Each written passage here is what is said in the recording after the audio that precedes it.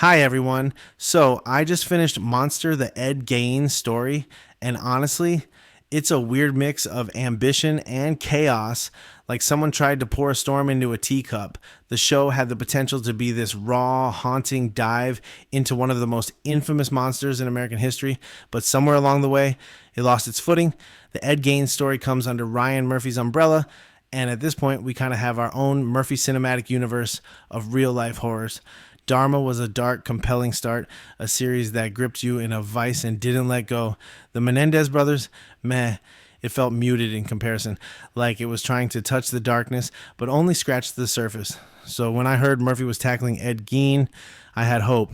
Would it lean into American Horror Story's stylized madness, or would it sink its teeth into the raw horror of reality? Sadly, it tilted heavily toward the former.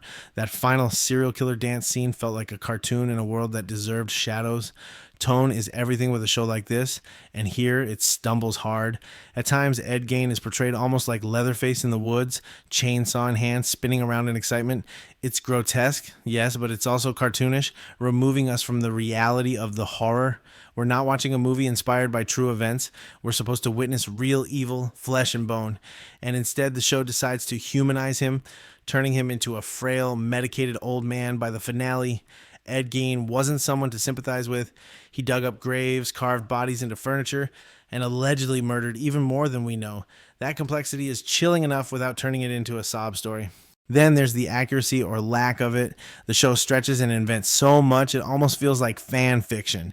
The Adeline subplot, pretty much fabricated. The supposed murders of men in the woods, letters from Richard Speck, uncovering Ted Bundy, none of it lines up with reality. It's as if they thought the story needed extra carnage to feel dangerous, but truth already had all the horror it needed. I get wanting to explore the cultural footprint of Gein's story, but it shouldn't come at the cost of truth and, oh, the multitasking. The show jumps from Gein to Hitchcock, creating Psycho, Anthony Perkins wrestling with his demons, the Texas Chainsaw Massacre backstory, and more. It's like trying to watch 5 different movies at once, and instead of feeling enriched, you feel scattered. The narrative loses its pulse, its heartbeat, and all the jumping around.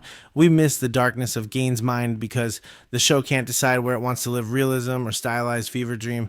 The first episode gives a glimpse of what could have been dark, grounded, and unnerving. That initial tone could have carried through the whole series, letting us sink into Ed Gein's twisted psyche. But as the series marches on, it drifts into weirdness, overcorrection, and unnecessary embellishment. At the end of the day, Monster, the Ed Gein story is a bit of a mess. It's flashy and ambitious, but unfocused. A haunting story told in Technicolor when it needed shadows. Compared to Dharma, it feels hollow.